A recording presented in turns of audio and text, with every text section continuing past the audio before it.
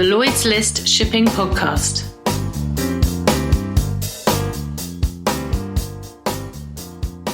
Welcome to the Lloyd's List Podcast. I'm Richard Mead, editor of Lloyd's List. This week, it's a special edition of the podcast, produced in association with Lloyd's Register and the Ship Recycling Transparency Initiative.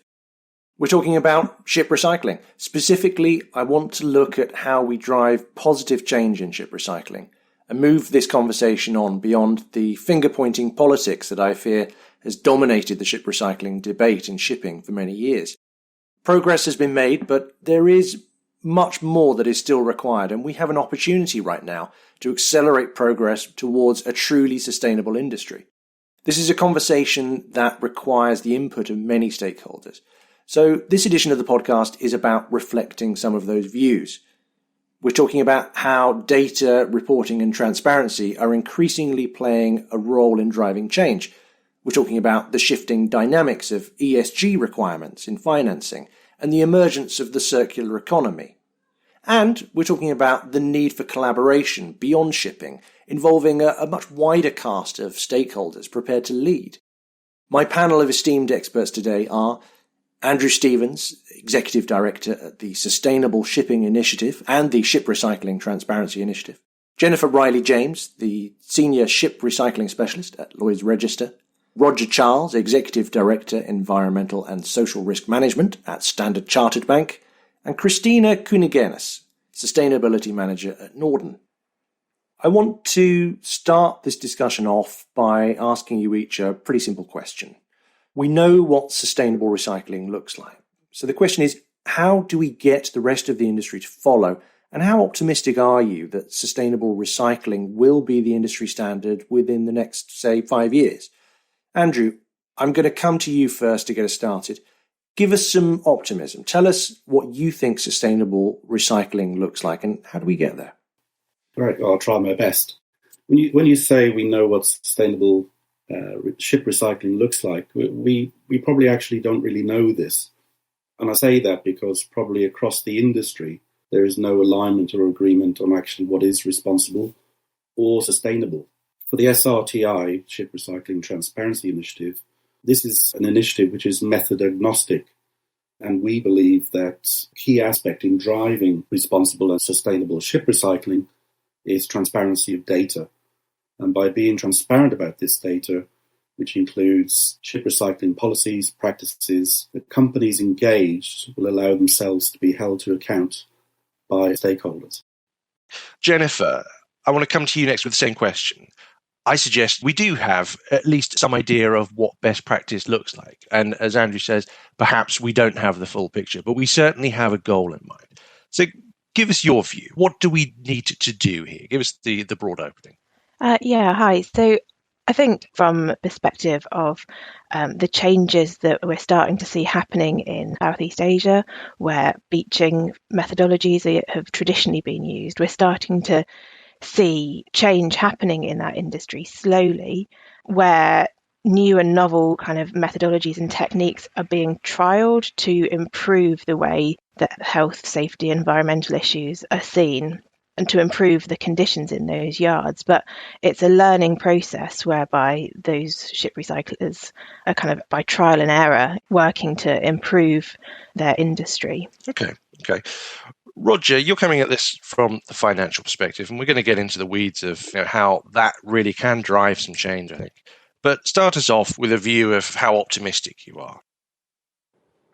I think given the huge volume of shipping activity and the direct impacts that we know, the shipping industry has become the focus of many financial institutions for many different reasons. I think primarily it was around reputational risk, and I think that is the legacy of ship recycling, of where banks started to develop their ESG policies of what they would and wouldn't finance and conditions for financing in the past. I think today we're seeing a shift in that view of where it's rather than holding the stick, where we're trying to dangle the carrot and look at a company's ESG activities or their performance as a whole, and where does ship recycling fall within that. And that's through, as Andrew mentioned, through data and transparency.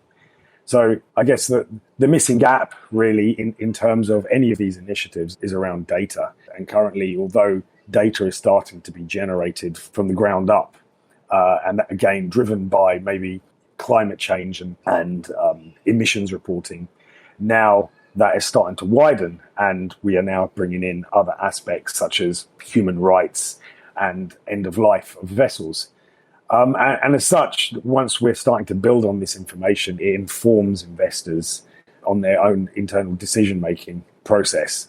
And so we can only see as data starts to develop, and it will then strengthen investors' standpoint in terms of how they want to see the industry moving and the influence they'll have. So as we get more information, as we get more data, I see that this whole process will start to gather more and more momentum. Excellent. We're going to absolutely explore some of that data aspect and the transparency required in order to drive that. But before we do, Kristina, you're in the rather enviable position of being the representative of the ship-owning stakeholder community within this debate. Traditionally, a difficult place to be in, but Norden itself hasn't actually recycled a ship in a very long time. So you're very much representing in this debate the sustainability curious, the ship owner that wants to know how to do better and to look at the practices involved. Start us off with just a few thoughts in terms of, to you, what sustainable recycling looks like and how optimistic you are that it really can be implemented over the next few years by the industry. Thanks. I actually would just catch on to the data aspect. That's key in this process, in the sense that you can't really fix something that you don't have, you don't know what it looks like. So data and transparency is obviously the way to go.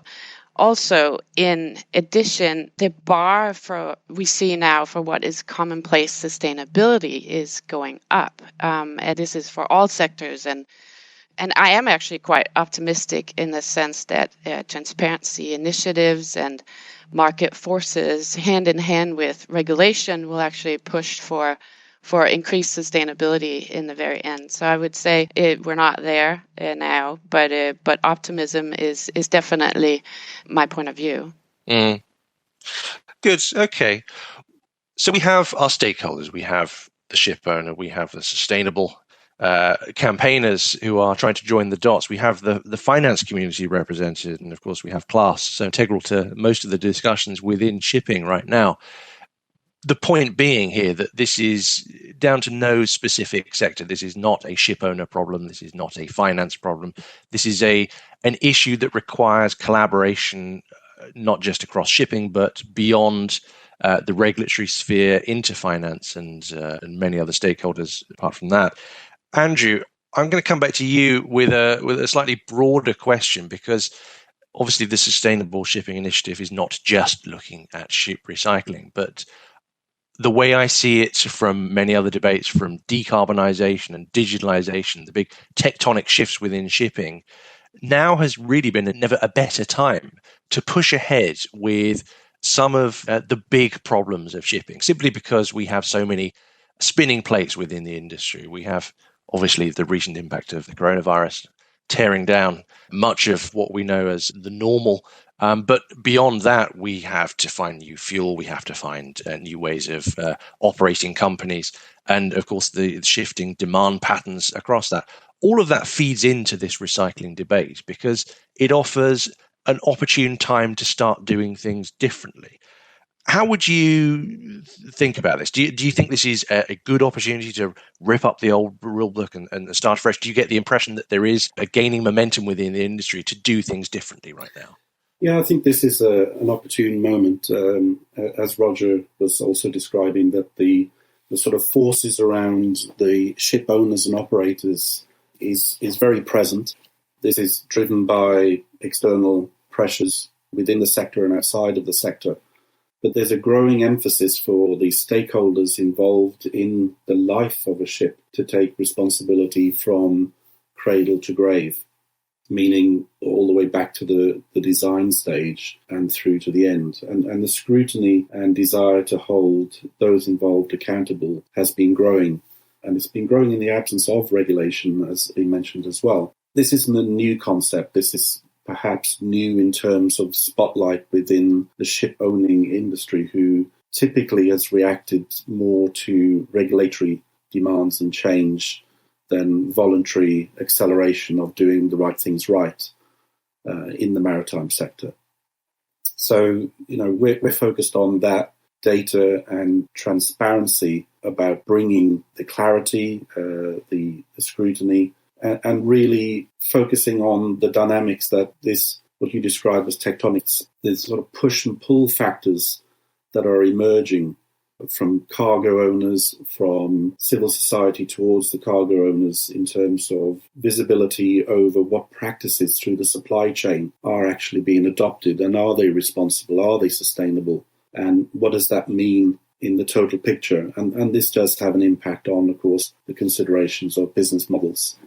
So we very much see that drive as a push and pull energy within the sector, which probably hasn't been there for some time, and why shipping has been outside of the Paris Agreement, etc. Roger, let's bring you in on that point, because I think the push and the pull of finance is really key here. We have a regulatory framework, and Jennifer, I'm going to bring you in on some discussion around the Hong Kong Convention and the European push towards regulation. But before we get to that, the finance community and their willingness to do things differently, I think, is key to so many of the debates. And we've seen the launch of things like the Poseidon Principle, Get to Zero campaign in the last few years, really engaging finance at a level that is encouraging shipping, and to some extent twisting their arm in terms of what they will be able to do in the future, but to push them in the direction that capital is really only going to flow in the direction of those companies and individuals that are prepared to do the right thing. Now, defining the right thing is the tricky part, of course, and how we do that is not by any means an easy pathway. But give us an idea of how this carrot and stick approach works, specifically in terms of how you think it can apply to ship recycling. I guess historically, banks have set out their minimum requirements or their minimum standards, of what they would and would not finance. And I guess that's what we would call, responsible lending, of where we would expect clients to manage environmental and social challenges based on international good practice and to gain and maintain a social license to operate. Again, that is measured by, stakeholders and perceptions of the acceptability of that company on the grounds of its performance. And responsible lending was primarily driven by our appetite to mitigate reputational risk. Where Standard Chartered lie, we're in a unique position of where we are engaged with ship recycling facilities in Bangladesh as well as shipping companies. So with that in mind, we've seen a growing, with more financial institutions, more requirements coming onto the shipping industry as a whole. And as Andrew said, we do not see ship recycling as separate to shipping. We see ship recycling as a part of the shipping value chain. And so with that, we have now policies, as well as all the other banks, of where we say that it very much focuses on the requirement for shipping companies to have a ship recycling policy in place. So that was the stick, and that's what we would call, in a way, a negative screening. It's very binary. You either comply or you don't comply, and that would determine whether we would lend. On the positive side, in a way, the carrot, we see ESG investing, which has risen at a very fast pace over the last few years. And essentially, ESG investing is the provision of finance to investments, taking into account environmental, social, and governance considerations. And these are designed to help investors identify and understand material ESG risks associated to a business. So right now, it focuses on companies with best practice operations across their ESG performance. And companies with higher ESG scores tend to be what we would consider of higher quality. They experience lower volatility, more resilience to non-financial factors and market fails. On the flip side of that, the consequences of poor ESG ratings can be significant. For instance, if a shipping company were to receive a poor rating from an ESG data provider, their stock may be impacted or considered as an unsustainable asset by investors. And that could be of not aligning to the Paris Agreement through the IMO targets. It could be through poor human rights records or poor safety records. It could also be through not taking into consideration end of life of their vessels. And so if multiple investors follow the same reasoning, this can eventually negatively impact on a shipping stock price. So seeing now that the ESG ratings now is starting to gain much more momentum because of the likes of the TCFD, which is for climate-related disclosures. And we're seeing now a more holistic approach being taken, assessment to cleaner shipping, which includes non-CO2 emissions, occupational health and safety, and ship recycling. So where we see the impact of all of this, we look at it from an increased transparency of data, allows companies to compare to their competitors and peers. And this helps promote change internally. And it's a powerful incentive for taking action and steps towards increasing performance, as well as highlighting areas of particular weakness and strength. And then the second part of the carrot, I guess, is this growing sustainable finance market activity in shipping. And given the volume of shipping activity, financial institutions have come together to develop sustainable shipping initiatives. And mainly this is coming out of the European market, but you have the European Investment Bank, which announced its green shipping financing program, which provides advantageous terms to sustainable projects. We see an increase in the number of green bonds, which has a strong focus on use of proceeds to sustainable activities. We see sustainability-linked loans, which are aligned to the borrower's overall CSR strategy, target setting, and reporting and review. And as you mentioned, we see the Poseidon Principles framework, which is a signatory for banks to disclose consolidated clients' portfolio emissions data, and essentially the bank's financed emissions, and where that sits in alignment to the Paris Agreement targets and also the internal targets to that bank. I'm right in thinking that when the Poseidon Principles was set up, there was discussion that ship recycling could become part of that framework eventually. Yes, I believe so. I think that, again, the non-CO2 emissions and impacts up to this point, it's been very centric. I guess the finance industry has been very fixated on greenhouse gas emissions. And again, that's become driven by the TCFD reporting and also evolving climate policies. However, now we see non-CO2 emissions and human rights we see as a big driver now, and end of life is going to be prioritized. And the reason why is because going back to the responsible lending, a lot of the financial institutions already have public policies with regards to ship recycling and with regards to human rights. Okay. Well, that gives us a good view from the finance in terms of the direction of travel. But Jennifer, I want to bring you in here because the word transparency, specifically related to data, has been brought up at least a couple of times already. Do you think there is that transparency and the clarity of the definition of terms required within shipping to allow that approach, that financial carrot and stick approach, to really take effect when it comes to ship recycling?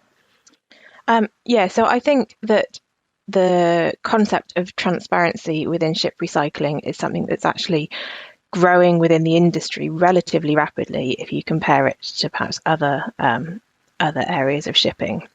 And I think the initiatives like the Ship Recycling Transparency Initiative, which is encouraging ship owners to disclose data around ship recycling, is really beneficial to that.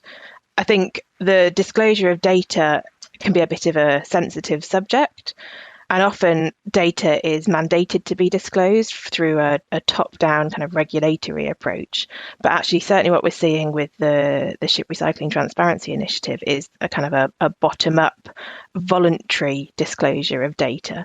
And actually, in many ways, that kind of platform for a voluntary disclosure of data is perhaps a bit more beneficial in some ways. Maybe it could be seen as a more friendly way, I suppose, of encouraging people to say what it is they're doing within ship recycling, what their ship recycling policies are, like Roger mentioned.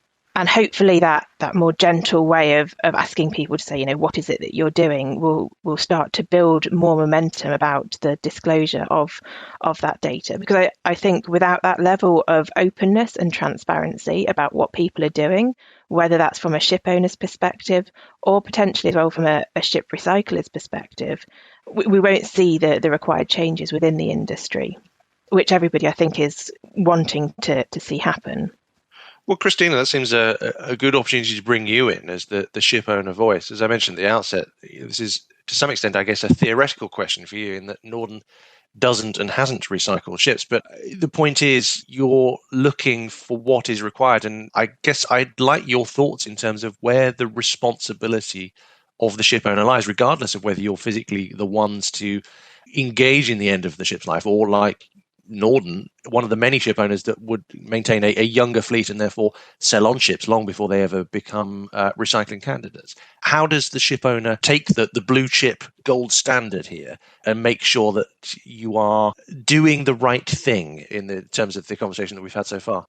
Well, yeah, as you mentioned, we haven't recycled a vessel for the last 92 years. But whether or not a ship owner is in the business of recycling, the ship owner, we believe, has a responsibility for the vessel that it's owned because it's been linked through its value chain, as also mentioned earlier.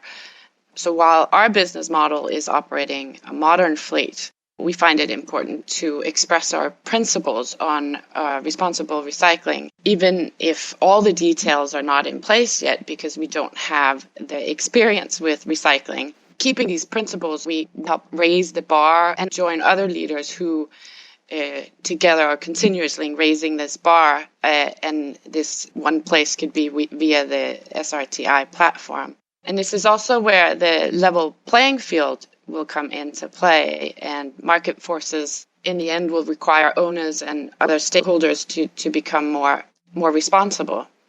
What we do is we publish our responsible ship recycling policy on our website so customers and the public can hold Norden accountable for what it says in case we wouldn't comply. Our policy promotes responsible recycling of the owned vessels that we sell on based on some criteria. So we include a clause to the buyer that if they sell on the vessel within 6 months, they have to recycle or make sure that the new buyer will recycle it responsibly if that's the case. And if the buyer himself or herself chooses to recycle within 6 months, then it has to be done to a certain level of responsibility.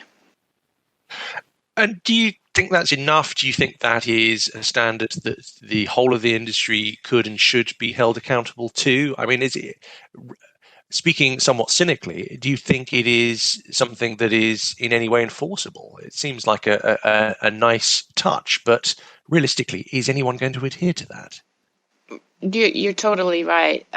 Leverage is decreasing as you sell off the vessel, but at least if we put in clauses that require a minimum of responsible recycling standards, we could hope that the new owners would also do that in their documents when they sell on, so that you create like a positive wave of responsibility.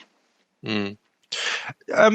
Jennifer, I want to bring you back in here quickly because although I want this to, as I said, to be a discussion of pragmatic, positive ways forward, I think we have to at least tackle the issues as they are.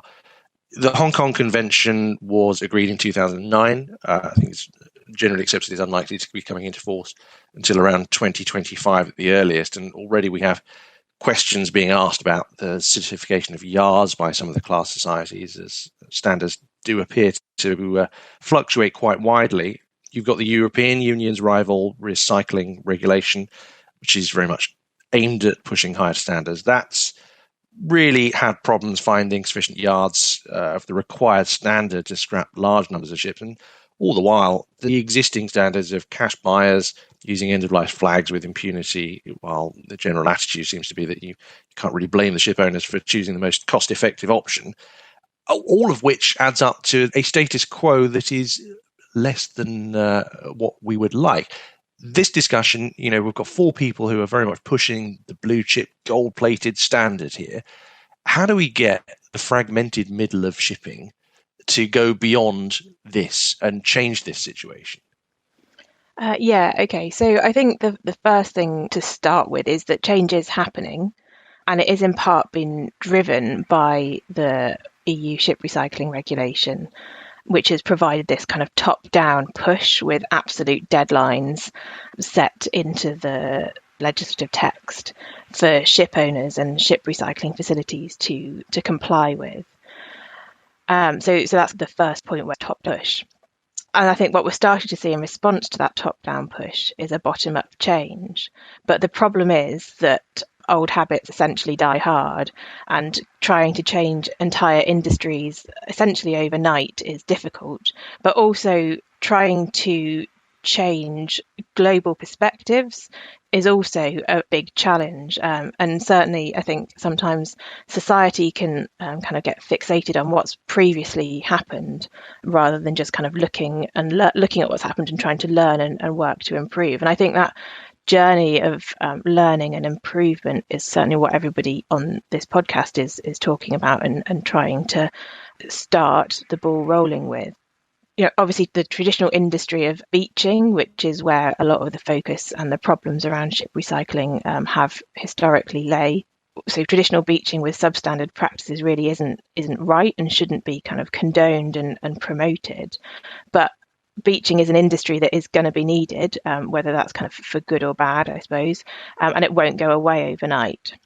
And I think the question lies around what that definition of good or bad beaching is, and I think that goes back to one of the opening points that was made here, which is we don't necessarily know what the exact details of the standards are.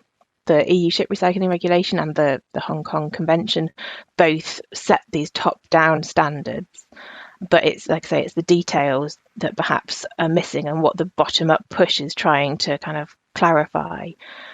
And I think it really does depend on how the ship recyclers decide they're going to commit to the changes that are going to be needed, and how they feel that improvements can be made to kind of their ship recycling facilities. And simply kind of just keeping intertidal zones clear of pollution doesn't necessarily mean that they have to stop beaching altogether, but it means that they're going to have to start using and finding new techniques and looking at how they can invest in infrastructure in those sorts of areas. And I think once that investment starts to happen, the hope is that there'll be a kind of a contagious change across the industry where more and more people start to kind of improve their standards. Certification in any part of the industry is always seen essentially as just a spot check. The certificate issued is valid at that time and date, and obviously as soon as the certifier goes, obviously there's no kind of immediate checks happening until the next time they're going to be present. So actually what the key to the certification is, the certification itself is one part, but the key to the bigger picture to actually help ensure that change happens and is continued is that there is ongoing relationship between the ship recycling facility and the certifier, so that there's ongoing checks and revisits within that certification period to make sure that the higher standards are maintained. And the EU ship recycling regulation or the Hong Kong Convention, whatever's certification's been issued for, those standards continue to be met. So, Jennifer, one thing we need to sort of touch on is this emergence of the term the circular economy, which is probably one of those terms that requires a little bit of explanation. But broadly speaking, we're talking about how we can bed in not just the design of the assets, but to really make sure that we are fully recycling aspects of everything to do with shipping and beyond in the lifespan of all these assets. Give us a few thoughts in terms of how that applies to the recycling argument. Yeah, okay. So the design, building and operation of a ship can really contribute significantly to the end of life stages of the actual ship recycling parts. And what's key is knowing what is actually going on or going into a ship in terms of certainly the hazardous materials from the beginning in the ideal scenario, but certainly during the operational life of the ship before it gets to that recycling facility. So for ship owners, the key here to the circular economy piece is the actual compilation and maintenance of the inventory of hazardous materials. And this IHM, inventory of hazardous materials, is what is at the forefront of most ship owners' minds at the moment. And that's because of the drive from the EU ship recycling regulation, where by the end of this year, any ship owner calling at an EU port will need to have an IHM on board. And actually what we're seeing is that because of this absolute deadline in the regulation, more ship owners are actually compiling their IHMs because they have to, but they're also employing the services of expert companies to actually undertake sampling and really compile a robust and accurate IHM.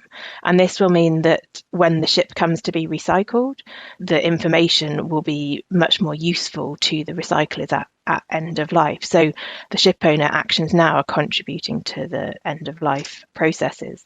But I think the big challenge for the ship owners is actually not necessarily going to be the IHM compilation here, but it's going to be the maintenance of the IHM to make sure that the supply chain is kind of geared up to be able to provide the necessary paperwork to the ships. So when parts are being supplied to the ship, they should be supplied with a statement to say whether any of the hazardous materials that are required to be identified in the legislation are indeed in those parts. And that's not going to be an easy challenge because there are thousands of parts that could potentially be supplied to a ship, and those parts could all be of different grades and qualities. So it's going to be a real big job to get the supply chain geared up to provide the paperwork, but also from a ship owner's perspective to actually ensure that the management of that paperwork can happen throughout the ship's life, so that IHM that was compiled really well at the beginning is actually still accurate at the end of a ship's life. And I think the other piece of that is the way the IHM is going to be used by the ship recycling facilities at the end of life. And this ties into the wider discussion that we're having here about the fact that there has to be a bottom-up change, which is in part driven by the top-down legislation. And without that bottom-up drive and on-the-ground momentum and understanding about how ship recycling needs to improve, it won't matter if ships are being designed and delivered with better quality, robust IHMs if the ship recyclers themselves can't actually use it and know how to use that information appropriately. So across the industry, throughout the life cycle of a ship, I think education and learning is key to make sure that best practice is implemented and maintained. And it's not going to be easy to do that necessarily and to change the status quo, certainly from a ship recycling perspective, but also to educate around the IHM piece. But I think that change, like we say, is happening. And certainly in the ship recycling facilities, we're seeing new generations of owners taking over ship recycling facilities and actually breaking down barriers that have been there previously, primarily because they can see this valuable economic return to invest and upgrade and contribute in part to the circular economy approach and kind of close the loop. Andrew, I mean, that to me is probably one of the most sort of interesting accounts of the reality of change. It's all very well for the likes of us on this podcast to set out the vision of how this should be. And, while we may disagree on some of the details, I think it would be fair to say that the speakers on this podcast are all very much heading in the same direction and have a vision of what should happen. But we're not talking about an industry-wide change. We're talking about a difficult transition that is as much about the on-the-ground changing of hearts and minds on a case-by-case basis as it is setting a broad vision for the industry to follow and encouraging them through regulation and finance. That is a long-term transition. How do we do that? How do we speed things up? And how do we make this a little bit more broad than simply just on an individual basis, encouraging people to do the right thing? Yeah, I think that the points you raise and raised by Jenny and Kristina and Roger around this, the absence of the global regulation, as I mentioned earlier, is a key factor here. It's an industry that's driven mostly by regulation. But of course, even if this came in 2025, which is a long way off, it would then still rely on enforcement, which was what Jenny was touching on there. You've pass your driving test, but you do what you like afterwards unless you're controlled. What we see very much is that there's a growing momentum, as also been commented earlier, about raising the bar.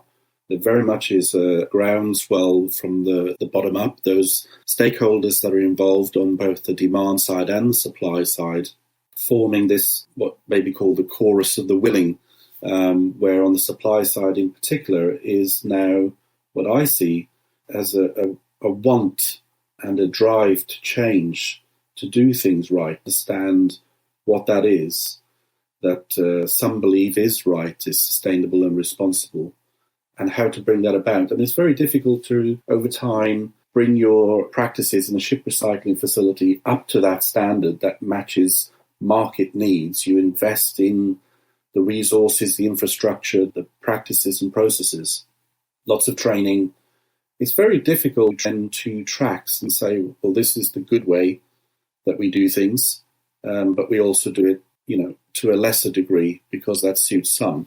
It doesn't really fit the work practice that you're adopting in your environment. So we see that groundswell, as Jenny was saying, a bottom-up approach will prevail over time.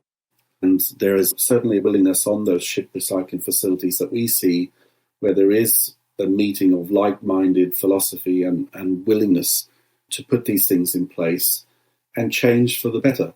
And the Ship Recycling Transparency Initiative is focused also on data and transparency, but is focused very much on that collaborative approach. How do we learn from each other? How do we stop the sort of discussions being things need to be done better, pointing at the problem, or, focus on best practice? Those generic words which don't really mean very much by themselves, but allowing those involved in the initiative to discuss and collaborate on the nitty-gritty. What does it take? What do we need to do different? And then, of course, there is the business model and the financial aspects that will need to change and evolve to serve that across the industry. As you said, there's a gold standard group that are focused on doing it right and are willing to have the invest and increase cost perhaps, or reduce reward in terms of the value of the vessel being achieved at the end of life, etc. But like Norden, like other ship owners involved in the Ship Recycling Transparency Initiative, they believe that this is right. And if it's the right thing to do, why wouldn't we do it? Is a quote from one of our ship owners, the China Navigation Company. And that's where I see the drive and momentum coming and the realization of change in parallel probably with what will become the implementation of the Hong Kong Convention. But I guess for an industry, why wait is the question that we pose. And there's no need to wait to do the right things right. Why wait indeed? One of the issues, of course, is that, as with most things in shipping, when you're dealing with assets of a lifespan of 20 years plus, you're never just dealing with changing something for the future. You're dealing with an existing fleet. You're dealing with the historical legacy of issues, of course. I want to end by, giving you the flip side of my opening question, asking you about your optimism for the next 5 years.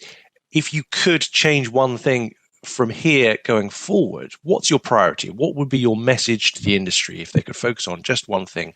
How do we improve things incrementally from this point forward? Jennifer, perhaps I could start with you.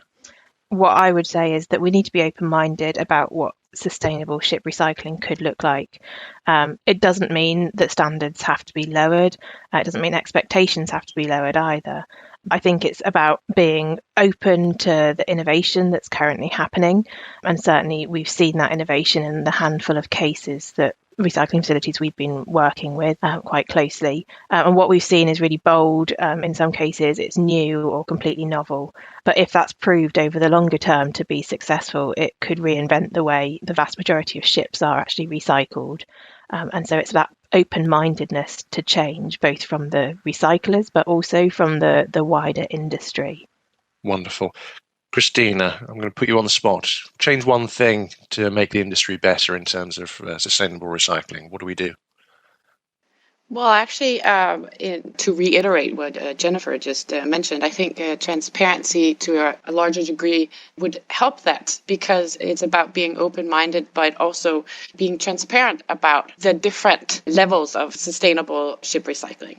The transparency would help this diversity, I think. Excellent. Roger, wave your financier's superhero's wand and change one thing. What is it? I think for the actual industry itself, increased transparency and that cross-learning, learning from each other to raise the standards now, and recognizing that when it comes to standards, one size doesn't fit all. India has a very sandy substrate, whereas, say, Bangladesh has a very muddy substrate. So the solutions they can come up with are not going to work in both Bangladesh and India. And so they need to be looked at individually and tailored to. But then that cross-learning of information, of the techniques, cutting techniques and training, and that needs to happen on a wider scale across the industry. So it gives the late starters, in my view, a chance to catch up and actually, as an industry, raise the bar. Andrew, I'm going to give the final word to you. Give us a note of optimism. What do we change?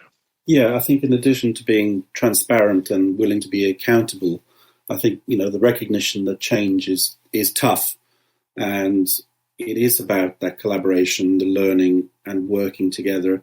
And don't be afraid to come to the table to learn from your peers of what you think is not possible actually is possible. Wonderful. Andrew, Jennifer, Roger and Kristina, thank you very much for joining the Lloyd's List podcast.